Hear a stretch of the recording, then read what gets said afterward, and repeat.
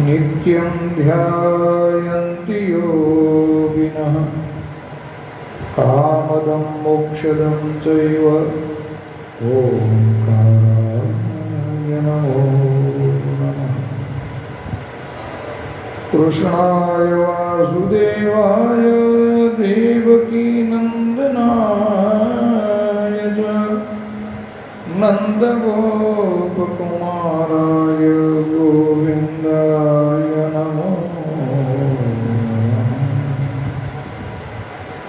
कृष्णाय वासुदेवाय हरये परमात्मने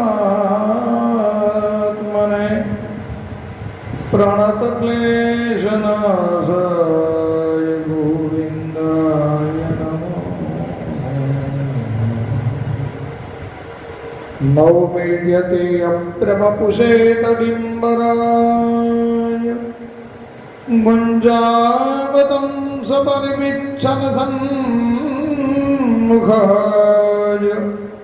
वन्नस्त्रजे कवलवेत्र विशालवेणु लक्ष्मश्रिये मृदुपदे पशुपाण्भुजाय यो अन्तः प्रविश्य मम वाचमिमां प्रसुप्ताम् सञ्जीवयत्यखिलशक्तिधरस्वधाम्ना अन्याश्च हस्तचरणश्रवणत्वगादीन्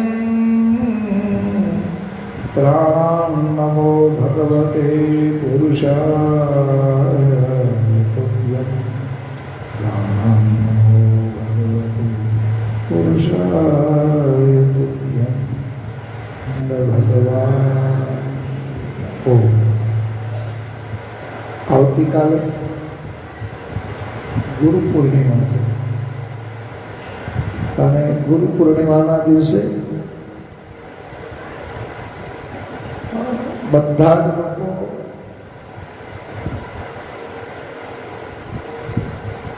પોતાના સદગુરુનું પૂજન કરે. એમાં સદગુરુ સદેહ હોય કે ન હોય, સદેહ ન હોય તો પણ એ માનસિક પૂજન કરીને પણ ગુરુની ભાવના વ્યક્ત, ગુરુ પ્રત્યેની ભાવના વ્યક્ત કરે. એવું કાલે પવિત્ર ગુરુ પૂર્ણિમાનો દિવસ છે. એની પૂર્વ સંધ્યાએ આજે આપણે આ સત્સંગ રાખ્યો. આ સત્સંગમાં આજે આ માઇક જે ધોની નવું માઇક આજે આપણે આ ઉદ્ઘાટન કર્યું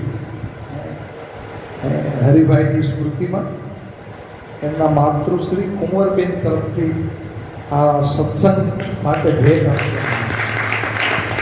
કેટલો શુભ વિચાર.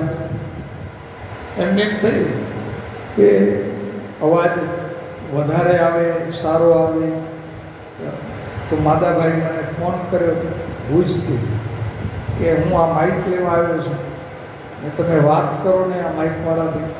એટલે એ વેચવાવાળાથી, એ રેડિયો ઘરવાળાથી મેં વાત કરી અને મેં કહ્યું ભાઈ કે તમારે કેટલીક સંખ્યા હોય, કેટલો લાંબો આ છે. એટલે ભાઈ અમારું મંદિર છે 100-150 જણાની સંખ્યા હોય તો એના માટે આ સરસ છે, હરી ફરી શકે, લઈ જઈ શકાય, વાપરી શકાય.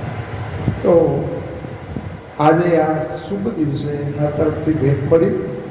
પરમપિતા પરમાત્માને આપણે પ્રાર્થના કરીએ કે આવા સત્કર્મ સતત થતા રહે, એ જરૂરી છે. આપણા સત્સંગને 11 વર્ષ થઈ ગયા. હું હમણાં કેટલું ગણતો તો આપણે સત્સંગ શરૂ કર્યો એને 11 વર્ષ થયા. 12મું વર્ષ સત્સંગને ચાલુ છે. મેં એ વખતે કહેલું કે જો 10 વર્ષ આપણે ટકી જશું અને 12 વર્ષ ન થાય સત્સંગનું તો આપણો સત્સંગ વિશેષ છે અને વિશેષ છે. સત્સંગથી ફાયદો શું?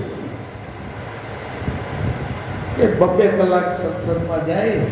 ઘણા લોકોને એમ બી થતું હોય કે ઘરના કામ મૂકીને 2 કલાક સત્સંગમાં બેસે તો શું કરતા હશે? ત્યાં 2 કલાક બેસીને શું કરવાનું? ઘરના કામ બગાડીને. પણ એને ખબર નથી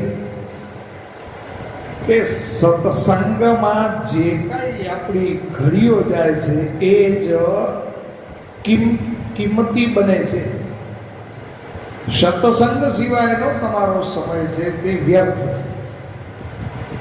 કેમ? તો કે સત્સંગમાં જવાથી ઘણા ફાયદા છે. એક, સત્સંગમાં જવાથી તમારો તમો ગુણ અને રજો ગુણ આ બે દબાઈ ધીરે ધીરે દબાય. એક દિવસમાં ન દબાય. જેમ સત્સંગમાં જતા જાઓ એમ તમો ગુણ અને રજો ગુણ દબાતો પેલો તો આ ફાયદો થાય. તમારા ને મારા ભીતર સત્વ ગુણ વધારે હોવો જોઈએ. સત્વ ગુણ વધે એના માટે સત્સંગ જરૂરી છે. બીજો ફાયદો એ થાય કે જગતનું વિસ્મરણ થાય અને જગદીશ્વરનું સ્મરણ થાય. જો બીજો ફાયદો કયો? જગતનું વિસ્મરણ અને ભગવાનનું સ્મરણ. ત્રીજો ફાયદો કયો થાય? ચિત્તની શુદ્ધિ થાય. ચિત્ત શુદ્ધિ કરવાના સાધનો કયા? તો કે આ ચિત્ત શુદ્ધિ કરવાના સાધનો છે સ્વાધ્યાય, કીર્તન, સત્સંગ. ચિત્ત શુદ્ધિના સાધન. કીર્તન કરવાથી ચિત્ત શુદ્ધિ, ભગવાનનું સતત નિધિધ્યાસન કરવાથી, ભગવાનનું ચિંતન કરવાથી ચિત્ત શુદ્ધિ. અને જેનું ચિત્ત શુદ્ધ થાય એના ભીતર પ્રકાશ થાય. આરીસો મેલો હોય તો એમાં કાંઈ દેખાય નહીં. આરીસો સાફ થયા પછી જ દેખાય. ચિત્ત શુદ્ધિ થઈ. આ સાધન છે. સાધન દ્વારા ચિત્ત શુદ્ધ થાય. ચિત્તમાં રહેલા પાપના સંસ્કાર યા તો સૂક્ષ્મતાને પ્રાપ્ત થાય યા તો બળીને મારા તમારા ચિત્તમાં અનંત કરોડો જન્મના સંસ્કાર પડ્યા છે. અને એટલા બધા સંસ્કારો છે કે જેની કોઈ ગણના નથી શકતી. આટલા સંસ્કાર.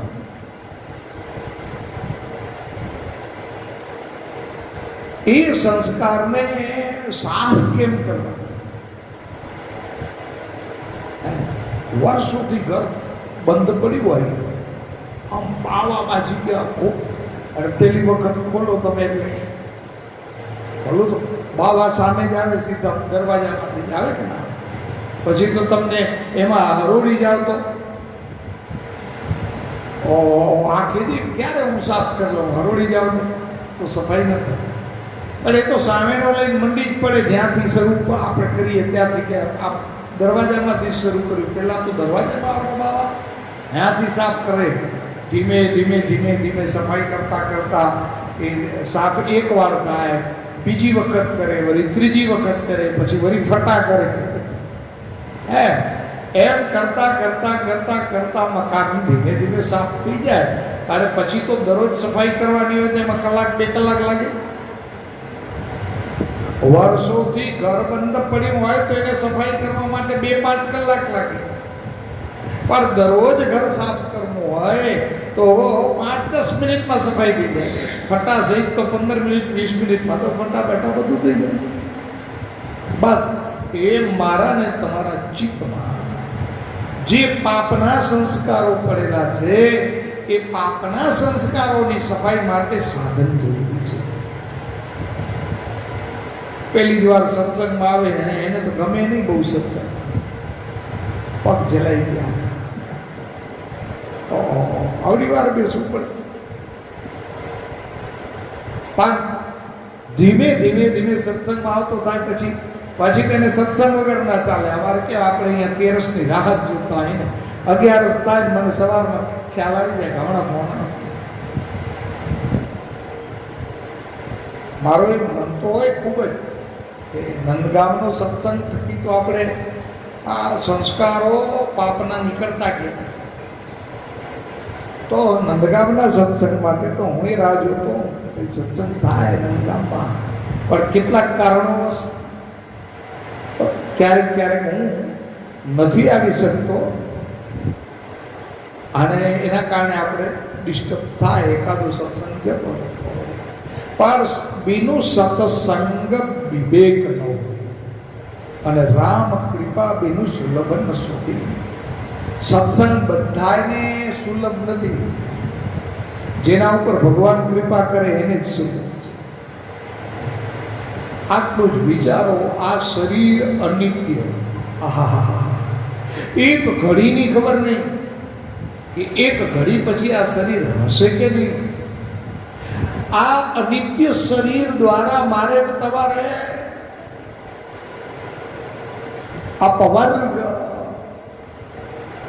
મુક્તિ, સ્વર્ગ એ લક્ષ્ય સિદ્ધ કરવાનું આ શરીર. શરીર ન હોય તમે શું સત્સંગ કરો? જેની એક મિનિટની ગેરંટી નથી એ શરીર પરમાત્માએ સાધન માટે આપ્યું. આને આ બે જ ઉપાય છે, ધ્યાન આપજો. શરીરના બે જ ઉપાય, યા તો ભોગ યા અપવર્ગ. યા તો આ શરીરથી ભોગ ભોગવું, લોકો ભોગ ભોગવે, અને જેના ઉપર ભગવત કૃપા થાય એ આ શરીરથી મુક્તિ મેળવે. જે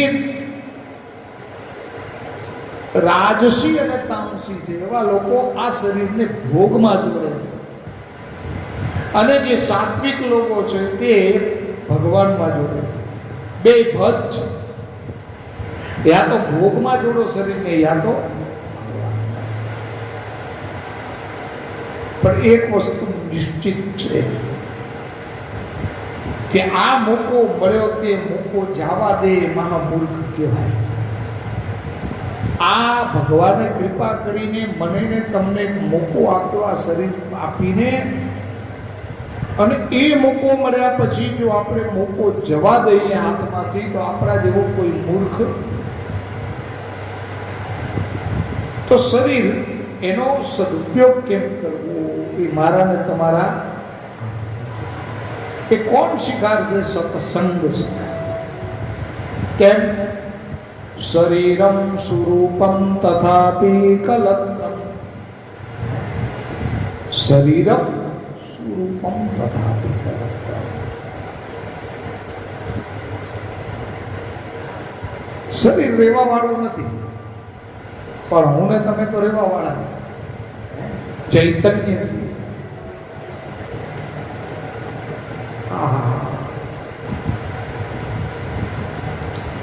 આ ભાવ જ્યારે ભીતર આવે, ભાવ પ્રધાન છે. તમારો સત્સંગ, ભક્તિ, જ્ઞાન, યોગ, વૈરાગ્ય જે જો તે ભાવ પ્રધાન છે. જો એમાં ભાવ નહીં હોય તો કોઈ અસર નહીં.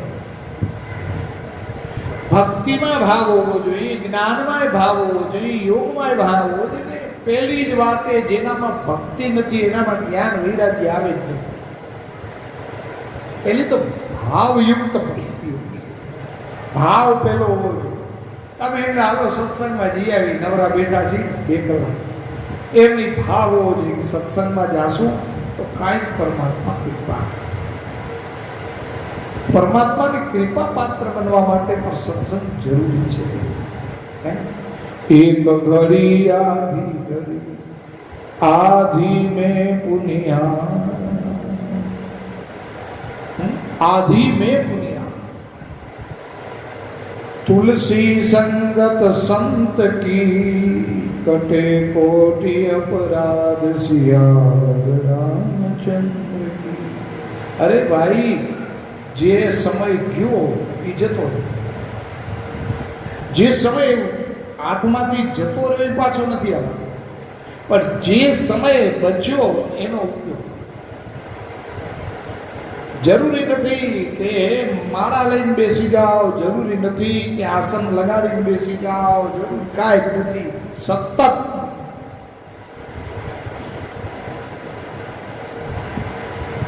સત્સંગ પુણ્યના ઉદયથી મળે કે કેમ, એમાં લખ્યું છે, ભાગવતમાં જ લખ્યું, શ્રીમદ ભાગવતમાં કહ્યું. શું કહ્યું? જન્મ જન્માંતર ભવેત પુણ્ય તદા ભાગવતમ લભે.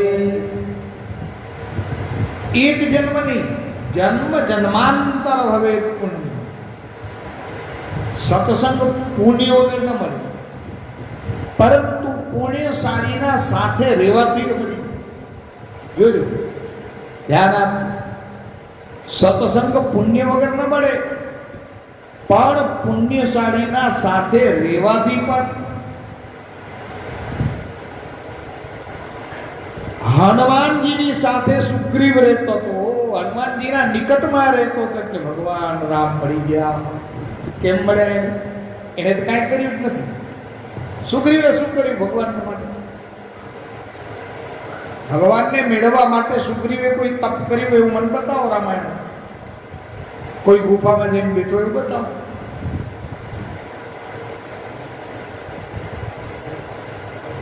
એને કોઈ તપ નથી કર્યું, એણે કાંઈ કર્યું નથી કશું. પણ એણે જેની સંગત કરી, કોની કરી? હનુમાનજીની કરી.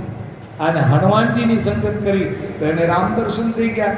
એમ સતકર્મી, પુણ્યશાળી, જ્ઞાની, વિદ્વાન એનો સંગ કરવાથી પણ પરમાત્મા કૃપા કરે.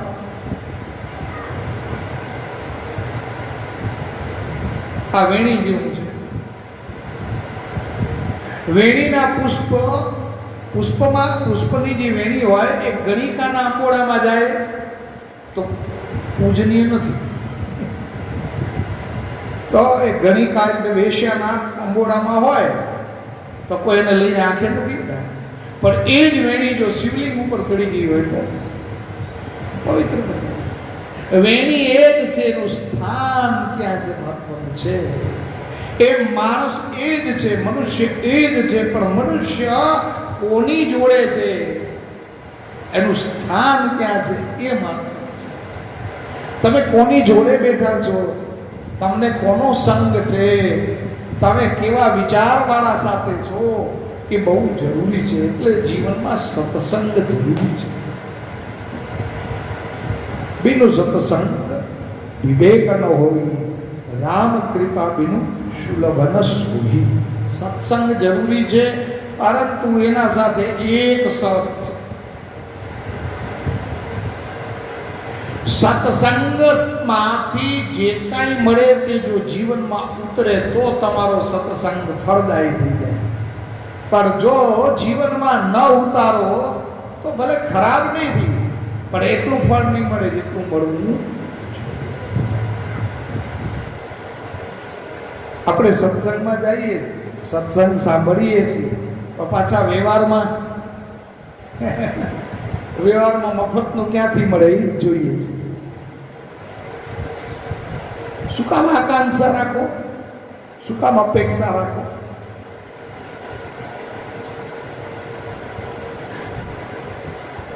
તમે જેની ઈચ્છા રાખો છો, તમે જેની અપેક્ષા રાખો છો, તમે ભગવાન પાસે જે માગો છો એ ભગવાન કરતા તમારા માટે વિશેષ થઈ ગયું. તો તમારા માટે ભગવાન વિશેષ નથી, પણ તમે માગ્યું તે તમે વિશેષ માગ્યું. ધ્યાન આપજો. ભગવાન મહાન કે તમારું ધન મહાન? મહાન કોણ? ભગવાન.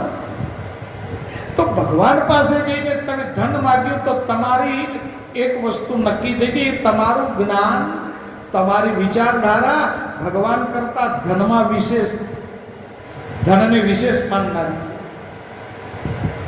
કાંઈ માગો નહીં, ભગવાન પાસે આવું માગવાનું. ધન આપી દે, સુખ સમૃદ્ધિ આપી દે, બંગલા આપી દે, તો બંગલા કિંમતી, ભગવાન કિંમતી નથી.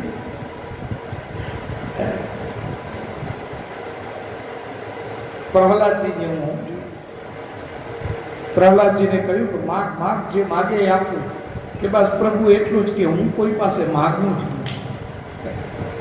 હે, એટલે આપણે બધા માગણ છીએ, માગીએ છીએ. વિશ્વાસ નથી એના ઉપર. માગવાનો મતલબ એના ઉપર વિશ્વાસ નથી. આ પાકીટ છે, પાકીટમાં 10 રૂપિયા હોય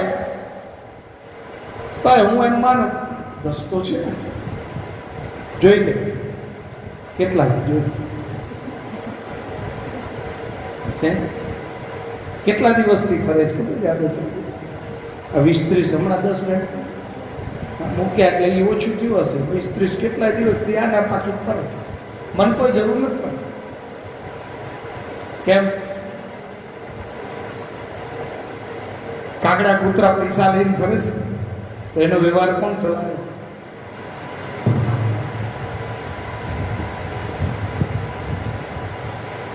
એને માગવું નથી પડતું, એને ખીચામાં રાખવા નથી પડતા. એનો વ્યવહાર પરમાત્મા ચલાવતો તો હું તમે તો મનુષ્ય છે, મારો તમારો પરમાત્મા ન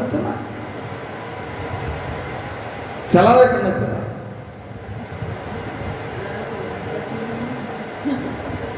શ્રદ્ધા વિશ્વાસ હોવો જોઈએ. શું હોવું જોઈએ? શ્રદ્ધા અને વિશ્વાસ હોવો જોઈએ કે મારો વ્યવહાર ભગવાન ચલાવશે. કોણ ચલાવશે? વાહ! પણ આપણામાં ધૈર્ય નથી, ધીરજ નથી. છે ધીરજ? બિલકુલ ધીરજ નથી. સીધી આજની ચિંતા કરવાને બદલે આખા મહિનાની ચિંતા કરી. અરે ભાઈ, આજની એને કર. કેમ? તારા સમય થશે એટલે રોટલો મળી જ જવાનો. આપણે તો આખા મહિનાની ચિંતા. પૈસા ખૂટી ગયા નથી, આ નથી નથી ન કરો. નથી કરશો તો નથી જ રહ્યું. કાં ચિંતા કરો? જેણે જગતમાં મૂક્યા છે એને કરવાનું છે. મારે તમારે શું કામ ચિંતા કરવી જોઈએ? પણ દ્રઢ વિશ્વાસ, દ્રઢ ભરોસો ભગવાનમાં હોવો જોઈએ. તો સત્સંગમાં જઈને વ્યવહારમાં પણ આ લઈ આવવાની જરૂર છે. માત્ર સત્સંગ સાંભળવા માટે નથી, જીવનમાં પરિવર્તન આવવું જોઈએ તો સત્સંગ કામ. આપણે તો સાંભળી અને જઈએ ઘરે, પછી પાછા જીવનમાં વ્યવહારમાં તો આવતો નથી.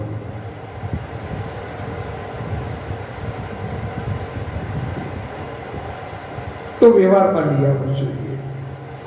તો સત્સંગના ઘણા બધા ફાયદા છે. સત્સંગ જીવનને પરિવર્તન કરી દે. જીવનનો કાચી 2 ઘડીનો સત્સંગ ખટવાણને જો જીવન મુક્ત કરી દેતો હોય તો આ સત્સંગની કેટલી તાકાત છે. 2 ઘડીનો સત્સંગ રાજા ખટવાંગને મુક્ત કરી હે, તો એ સત્સંગનો મહિમા કેટલો અપાર અપરંપાર. આપણે એની કિંમત નથી. પેલી તો શરીરની જ કિંમત નથી. શરીરની કિંમત હોવી જોઈએ. પરમપિતા પરમાત્માએ આ શરીર આપ્યું એ માત્ર ભોગ ભોગવા માટે નથી આપ્યું, પણ આ શરીર મળ્યા પછી આ એક સાધન એવું છે કે એના દ્વારા તમારે અનુભવ કરવાનો છે. આજે જ સવારે હું બેઠો, ધ્યાન કરીને બેઠો. મહાચિદાકાશ મહાચિદાકાશ મહાચિદાકાશ, અને મહાચિદાકાશના પ્રકાશમાં આ જગત આભાસ છે, કાંઈ જ નથી. આ દેહ ધારી તમામ ભૂત પ્રાણી સ્થાવર જંગમ આભાસ છે. આભાસ સિવાય કાંઈ નથી. જેમ સમુદ્રના જળમાં તરંગ, સમુદ્રમાં જન્મા થતા વમળ, સમુદ્રના જળમાં થતા ફેન બુદ્બુદા એક આભાસ છે. સમુદ્રથી અભિન્ન છે. સમુદ્ર સિવાય કાંઈ નથી, જળ સિવાય કાંઈ નથી. એમ મુજ ચૈતન્ય સિવાય કાંઈ નથી. હું જ સર્વત્ર સર્વવ્યાપી થઈને વિલસી રહ્યો છું. એ મારો જ પોતાનો આભાસ છે, એના સિવાય કાંઈ જ નથી. આ બધું હું જ છું. આ ધ્યાન મહાચિદાકાશ કરીને હું બેઠો હતો. ત્યાં મને ફોન આવ્યો કે સાહેબ શું કરો છો? કીધું બેઠો છું. કે શું કરો છો? મેં તો બસ દ્રશ્ય કોને કહેવાય તે જોઈ રહ્યો છું. સમજજો, બહુ ઊંચી કક્ષાની વાત છે, પણ તમને કહું. હવે તમે મને કહો, હું ને તમે દ્રશ્ય કોને કયો? આપણે દ્રશ્ય કોને કહીએ? પહાડ, આ બધું દેખાય તે જનરલી મારી તમારી માન્યતા કે આ દેખાય તે દ્રશ્ય છે. બરોબર? દ્રશ્ય કોને? એને દ્રશ્ય નથી. જેમાં સ્થિતિ, જેની અંદર સ્થિતિ, ક્રિયા, સાંભળો, જેની અંદર સ્થિતિ, ક્રિયા,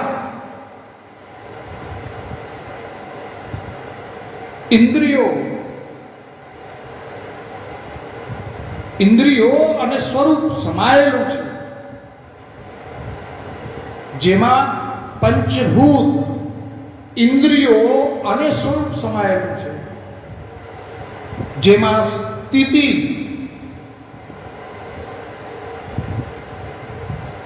કાર્ય,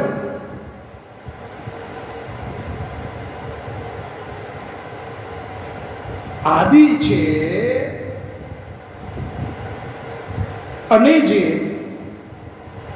ભોગ અને અપવર્ગનું સાધન છે તેનું તે દ્રશ્ય છે. હવે કયો? સ્વસ્વરૂપ નથી. બસ અહીંયા જ ભૂલ થઈ ગઈ હતી. મેં જેને ફોનમાં કીધું પરેશને, તો એ કે સાહેબ આત્મા. મેં કીધું આ ભૂલ થઈ. સ્વસ્વરૂપ નહીં. હજી ફરીથી કહી દઉં, જેની ભીતર સ્થિતિ, કાર્ય,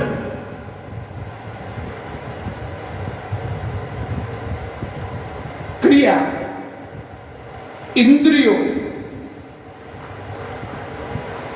પંચભૂત, સ્વરૂપભૂત છે તે દ્રશ્ય છે. અને જે અપવર્ગ અને ભોગનું સાધન છે તે દ્રશ્ય છે. આને જુઓ તે દ્રશ્ય. અને એના દ્રષ્ટા તમે છો. આત્મા કોણ છે? તો દ્રશ્ય એટલે બીજું કાંઈ નહીં, દેહ. દેહ જ દ્રશ્ય છે. કેમ?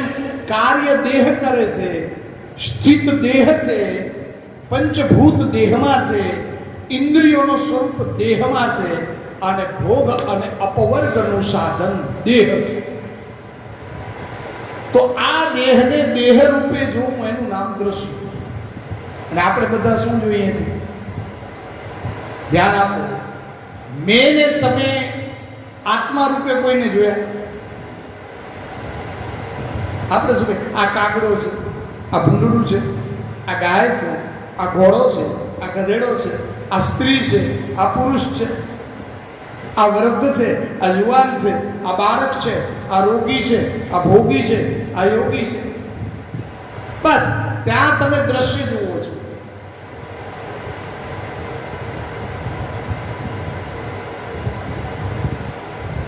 એ વખતે આત્મા દ્રષ્ટા છે. કોણ દ્રષ્ટા છે? તો દ્રષ્ટા, દ્રશ્ય અને દર્શન ત્રણેય ત્રિપુટીનો લય થઈ જવું જોઈએ. ત્યારે સૂક્ષ્મ જગતમાં પહોંચે.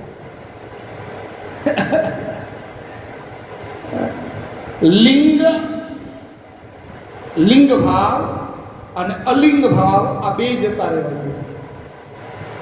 કયા ભાવ? લિંગ અને અલિંગ. આ બે ભાવ જ્યારે જતા રહે ત્યારે તમે સૂક્ષ્મ જગત તરફ વળ્યા છો. અને હજી એક જ્યાં સુધી સૂક્ષ્મ જગતનું જોડાણ ન થાય, સૂક્ષ્મ જગતની અનુભૂતિ ન થાય, ત્યાં સુધી કોઈ જ અનુભવ ભીતર થવાનો નથી. ગમે એટલી તાળીઓ પાડો, ગમે એટલા આંખ બંધ કરીને બેસો, વાદળા જ દેખાય, કાળા કાળા ડિમાન્ડ વાદળા જ દેખાય, લાલ પીળા રંગ જ દેખાય, એ ટપકી જ દેખાય, કાળી લાલ. સૂક્ષ્મ જગત આખી જુદી છે અને એના માટે તમારે સત્સંગ જરૂરી છે. એક જન્મમાં જ આ બધું થઈ જાય એવું બી નથી અને એક જન્મમાં ન થાય તેવું બી નથી. વાત આટલી જ છે, કૃપા થઈ જાય રઘુનાથની. જબ રઘુનાથ કૃપા કરે તબ ખડી ખડી કામ આવે. હે ભગવાન કૃપા કરે ત્યારે કાંઈ રહેતું નથી અને એનો સ્વભાવ કૃપા કરવાનો છે. પણ આપણે વિશ્વાસ એનામાં નથી. તો હંમેશા એક વસ્તુનું મનન, નિધિધ્યાસન, ધ્યાન અને ચિંતન કરવું જોઈએ. જો એ યોગ માત્ર અર્થના તત્વને જાણો, શબ્દને નહીં. અર્થના તત્વને જાણો. કોને જાણવાનું છે? પણ શબ્દ વગર અર્થ સંભવ નથી. 14 માહેશ્વર સૂત્ર છે.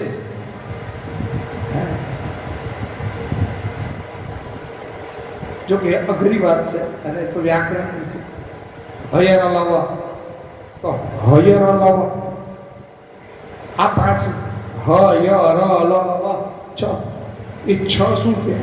એમાં કયા તત્વો કેવી રીતે શું કહેવા માંગે છે? એ શબ્દ 54 શબ્દ, એ 54 શબ્દમાં કયા શબ્દમાં આકાશ તત્વ છે, કયા શબ્દમાં પૃથ્વી તત્વ છે, કયા શબ્દમાં અગ્નિ તત્વ છે, કયા શબ્દમાં વાયુ તત્વ છે, કયા શબ્દમાં શું છે, એ ભાન હોવું જોઈએ. ત્યારે સૂક્ષ્મમાં વેદ મંત્રની આપણે વાત કરતા હતા. તો વેદ મંત્રમાં બહુ સ્વયં પરમાત્માથી ઉત્પન્ન થયેલા વેદ અપૌરુષેય વેદ છે અને વેદ મંત્ર ના ઉચ્ચારમાં સકામ કર્મ કરવા માટે તમે જ્યારે વેદ મંત્ર ઉચ્ચાર કરો ત્યારે ઉદાત અનુદાત સ્વરિત હસ્વ દીર્ઘ પ્લુત એને ધ્યાનમાં રાખી ઉચ્ચાર કરવો જોઈએ. પણ જ્યારે તમે સકામ કર્મ માટે નથી કરતા, નિષ્કામ કર્મ માટે કરો છો ત્યારે વાંધો નહીં. પણ તમે એમ કે હું આ યજ્ઞમાં આહુતિ આપું અને એનાથી મને આ મળે તો ગયા અપેક્ષા નહીં. કોઈ પણ કર્મ તમારા માટે કરો ત્યારે તમે બંધનમાં પડો. જેટલું પાપ બંધનકારક છે તેટલું પુણ્ય પણ બંધનકારક છે. હવે સમજ, ધ્યાન આપ. જેટલું પાપ બંધનકારક છે એટલું પુણ્ય પણ બંધનકારક છે. કેમ? બહુ પુણ્ય કરશો તો સ્વર્ગમાં જશો, બીજું શું? અને સ્વર્ગમાં જઈને તમારા પુણ્ય પૂરા કરીને પાછા ક્યાં આવશો? પાછા અહીંયા.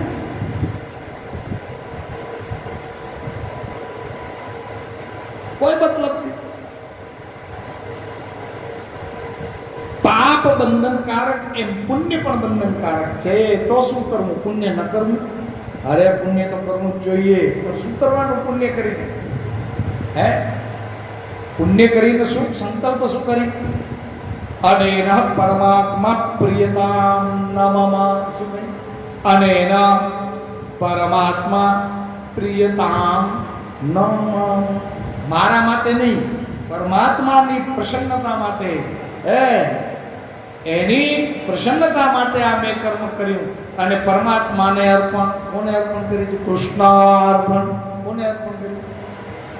કૃષ્ણને અર્પણ કરી દીધું, પછી તમારું કાંઈ રહ્યું?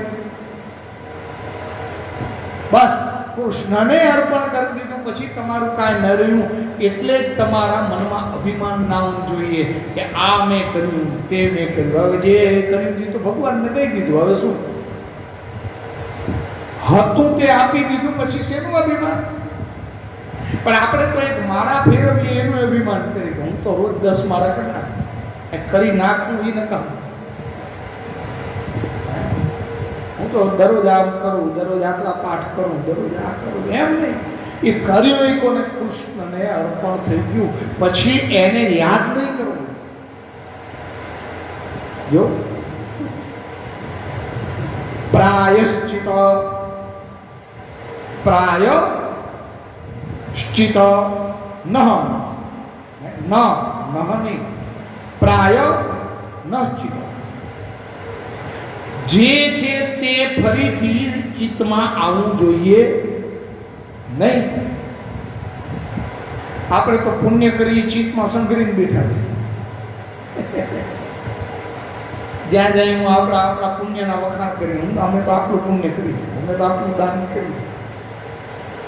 અરે ભાઈ, હો ગયા સો ગયા, જે થઈ ગયું તે થઈ ગયું, ભૂલી જાઓ. તમે કોણ કરનાર? ઈશ્વરે કર્યું, ઈશ્વર માટે કર્યું, ઈશ્વર દ્વારા થયું, ઈશ્વરને અર્પણ થયું. તેરા તુજકો અર્પણ ફિર ક્યાં લાગે? આપણું કાંઈ નથી, આપણે કાંઈ લાયા નથી, લઈ જવાના નથી. આ બધું એની કૃપા છે. મારો કહેવાનો અર્થ આ શરીરનો સદુપયોગ કર્યો. ઘરના કામ ન કરો એમ હું નથી કહેતો. ગ્રસ્તાશ્રમ ધર્મ ન ભોગવો એમ હું નથી કહેતો. તમારા પતિ બાળકોને છોડી દો એમ હું નથી કહેતો. એ બધી જ ફરજ બજાવતા પણ તમે તમારું આ શરીરથી પોતાનું કલ્યાણનું સાધન કરો. અને સાધન શું? તપ યોગ આદિમાં તમે કદાચ આપણે મને તમને ના ભાવે તપ યોગ, હે તો નામ સ્મરણ તો ભાવે કે ન ભાવે? હરતા ફરતા ભગવાનનું નામ સ્મરણ કરો, હે હાલતા ચાલતા ભગવાનનું નામ સ્મરણ કરો. તો ભગવાનનું નામ સ્મરણ કરશો તો યોગ તપ ધ્યાન આદિની જરૂર નથી. ભગવાનના નામમાં એટલી તાકાત છે, હે ભગવાનના નામમાં એટલી મોટી તાકાત છે. તો સત્સંગમાં આપણે પહેલું જ પગથિયું કે સત્સંગમાં જઈએ એટલે ચિત્ત શુદ્ધિ કરવી જોઈએ. અને જ્યાં સુધી ચિત્ત શુદ્ધિ ન થાય ત્યાં સુધી જ્ઞાનનો પ્રકાશ સંભવ નથી. ચોપડા વાંચવાથી જ્ઞાનનો પ્રકાશ નહીં થાય, પણ જીવી ચિત્ત શુદ્ધિ થઈ ગઈ એટલે ચોપડા વાંચો કે ન વાંચો ભીતર જ્ઞાન પ્રગટ થઈ જશે. કેમ? તો કે ચોપડામાં જે જ્ઞાન રહ્યું છે એનાથી સવિશેષ જ્ઞાની આત્મા છે. કોણ છે? આત્મા. તો એ સવિશેષ જ્ઞાની આત્મા છે. એટલે પુસ્તકમાં જે જ્ઞાન નથી તે જ્ઞાન મારા ને તમારા ભીતર છે, આપણા બધાના ભીતર છે. હા,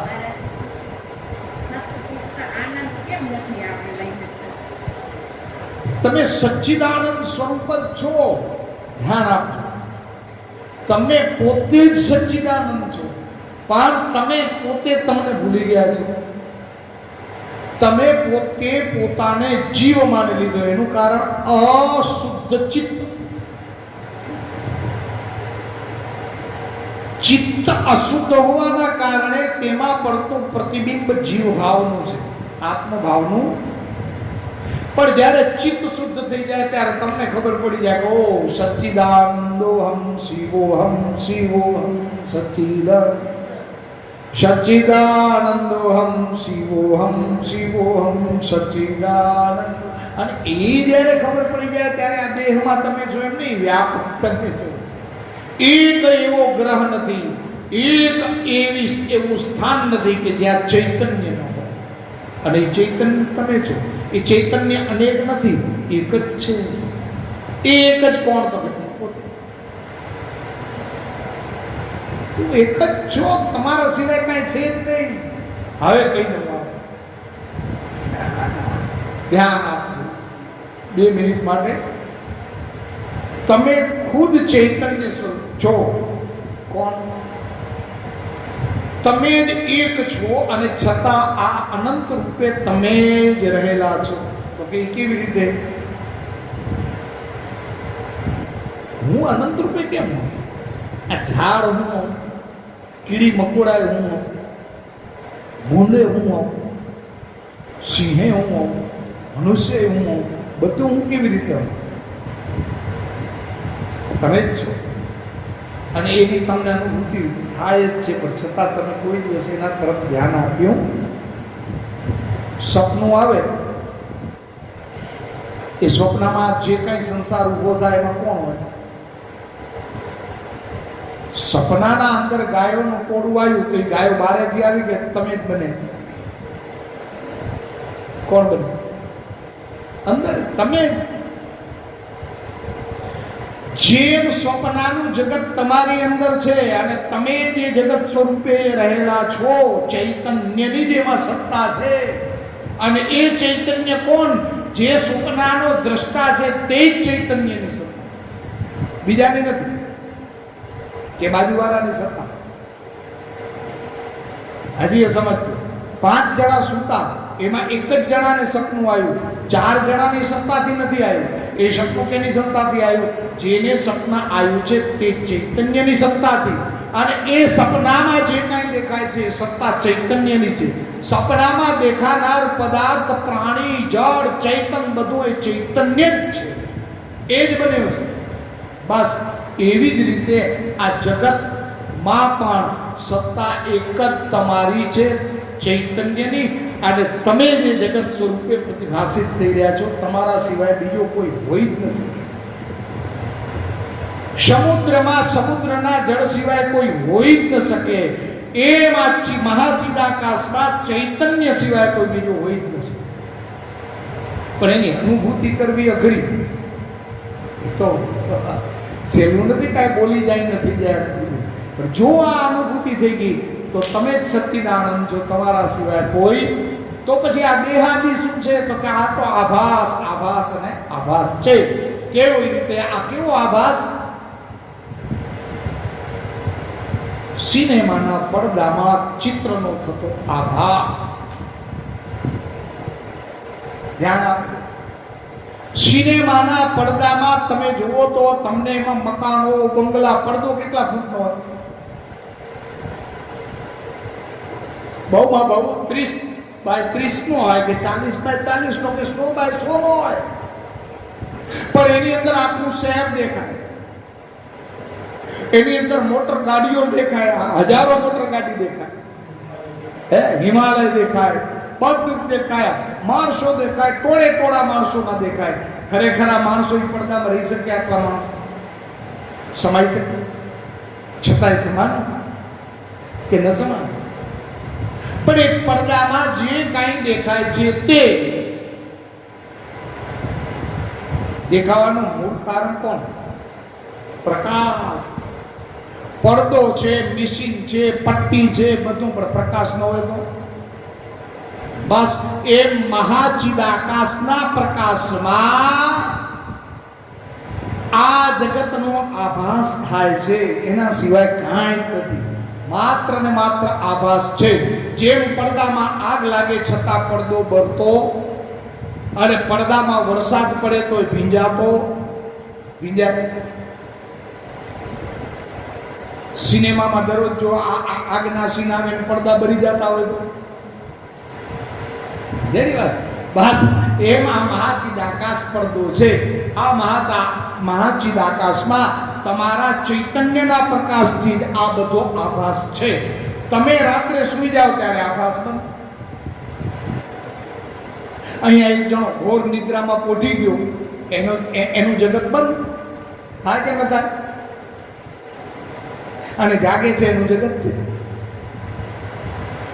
તો સૂતેલાનું જગત નષ્ટ થઈ ગયું અને જાગેલાનું જગત રહ્યું છે જ નહીં. જાગેલાએ આભાસને સત્ય માની લીધું અને સૂઈ ગયો, એનો આભાસ છૂટી ગયો. પણ અહીંયા ઊંધું છે. અહીંયા જે જાગી ગયો એનું જગત છૂટી ગયું.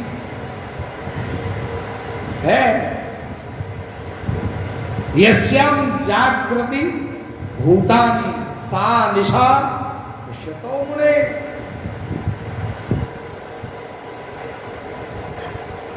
આ વસ્તુ જ્યારે તમારા અનુભવમાં આવે ત્યારે તમે સચ્ચિદાનંદ બની.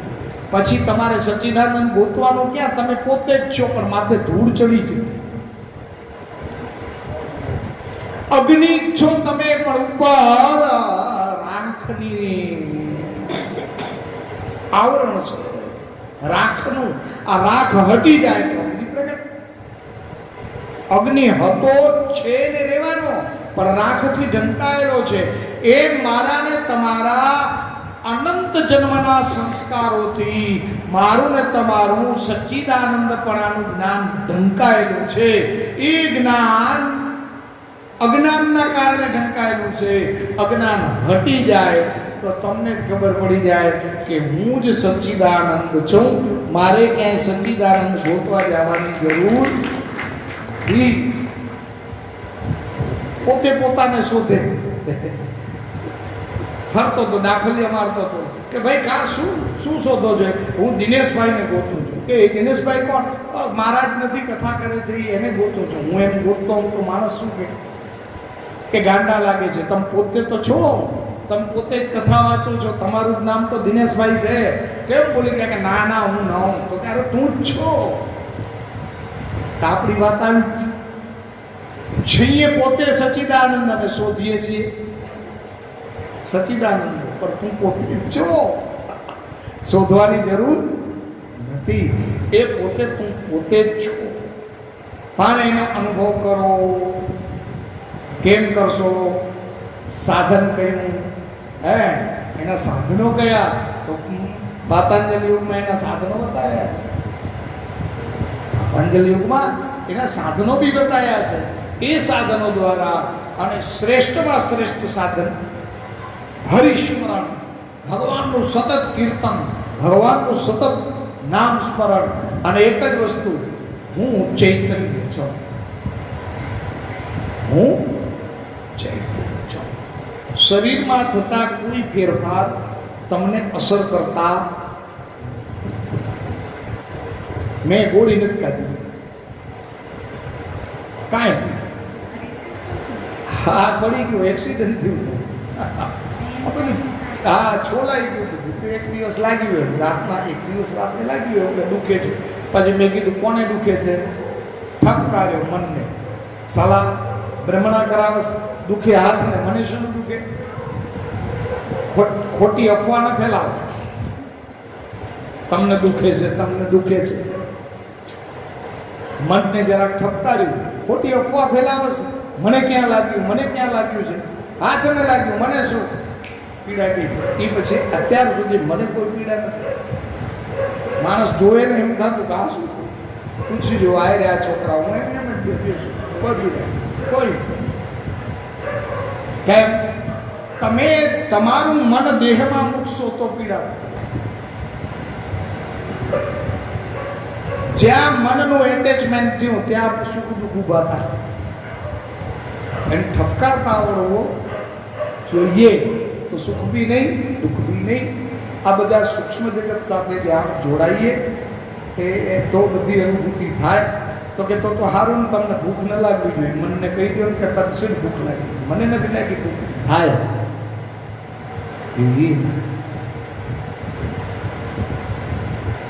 ખેલ મનનો છે.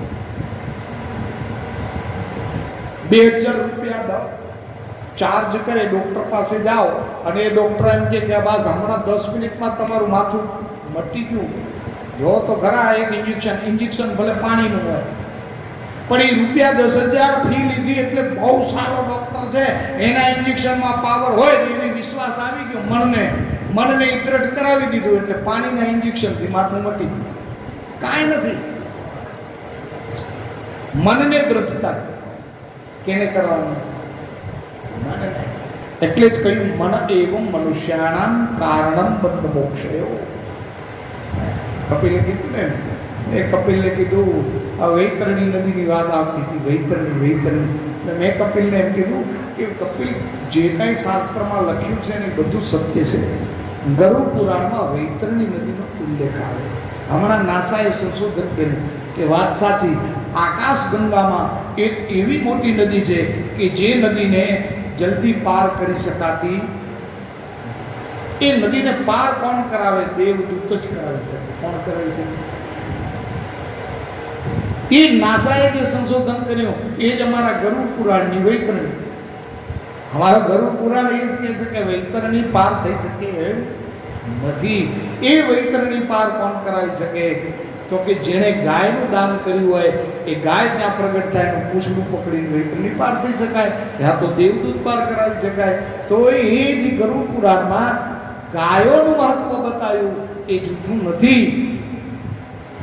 એ આપણે નથી સમજી શક્યા, સામાન્ય માણસ નથી સમજી શક્યો, પણ આજ એ નાસાનો વૈજ્ઞાનિક એમ કહે છે કે હા, આકાશગંગા ની પેલે પાર એક મોટી નદી છે.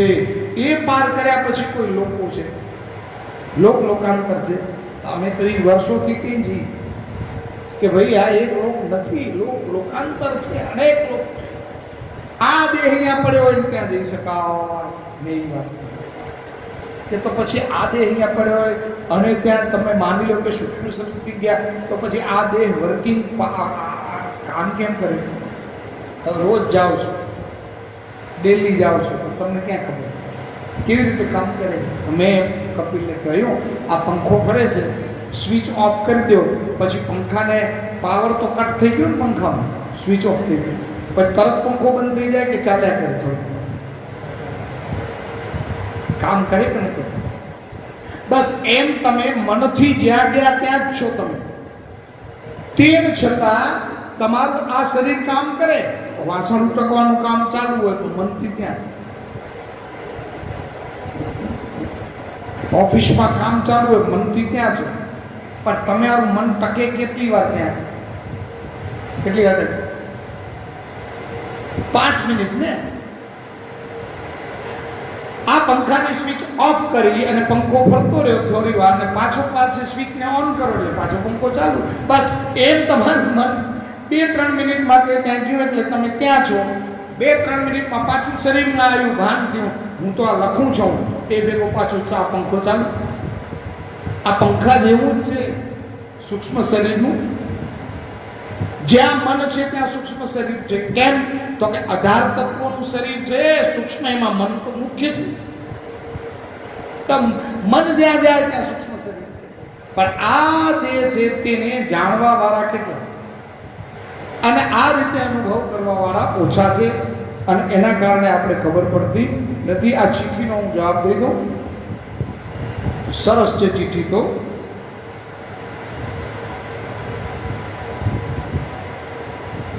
સત્યના અધિપતિ કોણ? હવે જો સત્યના અનેક પ્રકાર છે. અનુમાનિક સત્ય, પ્રામાણિક સત્ય, માની લીધેલું સત્ય, પણ સ્વયં આત્મા જ સત્ય છે. કોણ છે? તો સત્યનો અધિપતિ કોણ હોય? આત્મા. કેમ? આત્મા જ સત્ય છે, બાકી તો બધું અસત્ય છે. ધર્મ શું છે અને સ્વધર્મ શું છે? ધર્મના 30 પ્રકાર છે. કેટલા?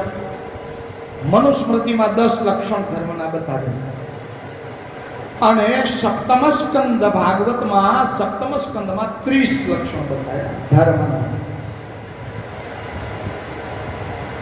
કોઈ એમ કે ધારણ કરી તે ધર્મ, કોઈ કહે કે નહીં ધર્મસ્ય 10 લક્ષણ, ધર્મના 10 લક્ષણ છે.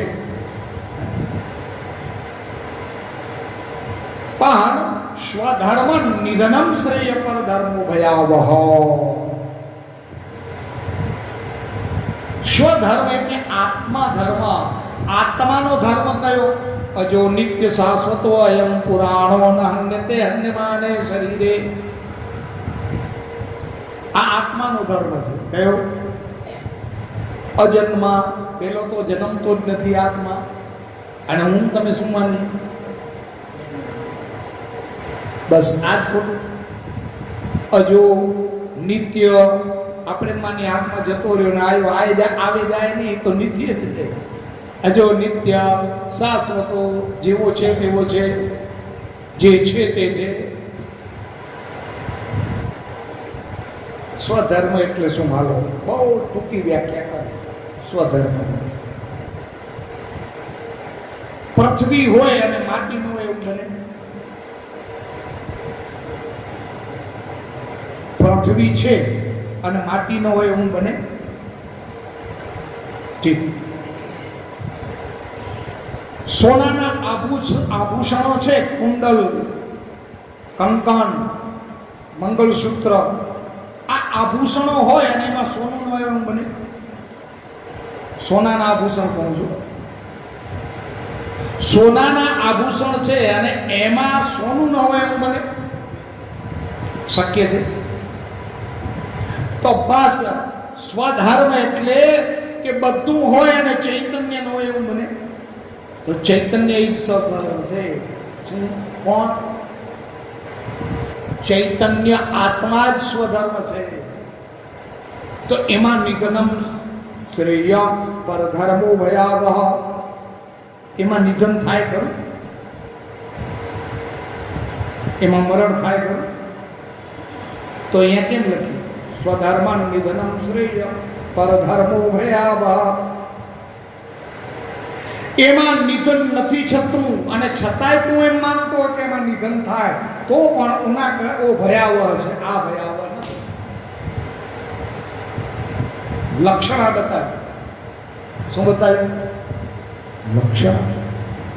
તો સ્વધર્મ અને ધર્મ એમાં આટલો જ ફરક કે સ્વધર્મ છે આત્મિક ધર્મ છે અને ધર્મ તે જુદા જુદા સંપ્રદાયો તમને મનાવી દીધો, ધારણ કરાવી દીધો. તે જ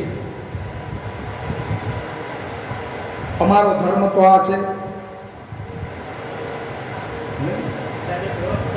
ઓળખ ધર્મ દૂષર સત્ય સમાન આગમ નિગમ પુરાણ બખાના. સત્ય જેવું કોઈ ધર્મ, સત્ય જેવું કોઈ આ ખાઉં ને આ ન ખાઉં એ ધર્મ નથી.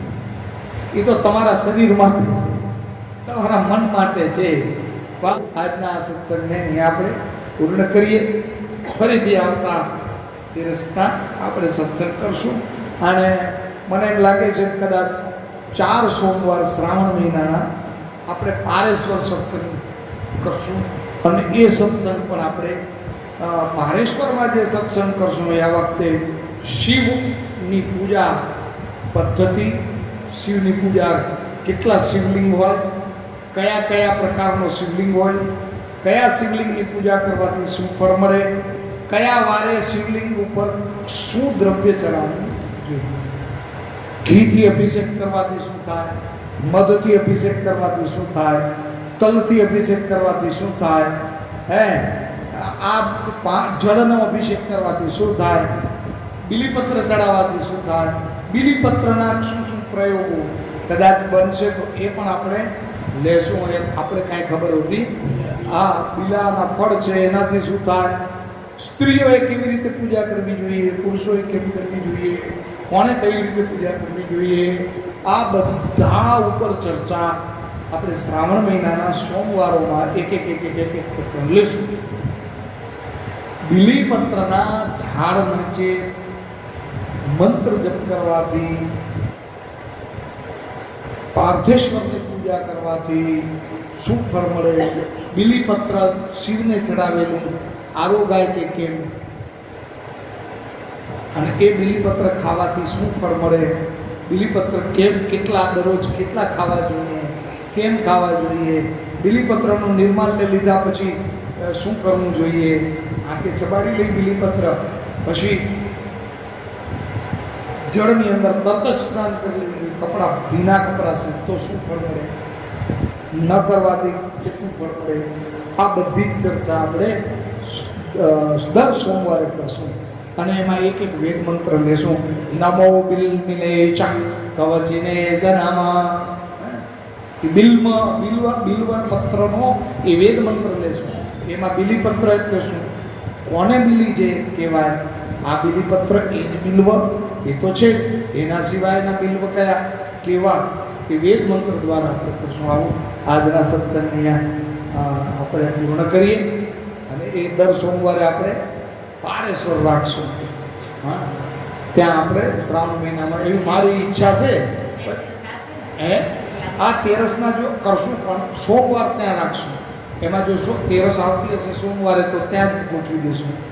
અત્યારે આવો મારો વિચાર છે, બાકી કીધું ભગવાન કરાવે તે પછી જે રીતે અનુમતિ બધાને થશે એ પ્રમાણે આપણે કરશું.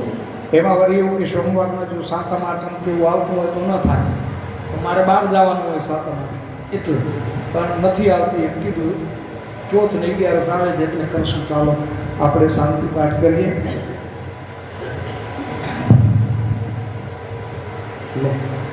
ઓમ દ્યો શાંતિરંતરિક્ષં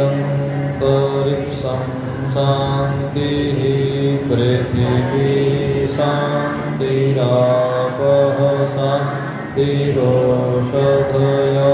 શાંતિઃ વનસ્પતયઃ શાંતિર્વિશ્વે દેવાः શાંતિર્બ્રહ્મ શાંતિः सर्वं शान्ति शान्तिरेव शान्ति सर्वं शान्तिरेव. ॐ शान्ति शान्ति शान्ति. ॐ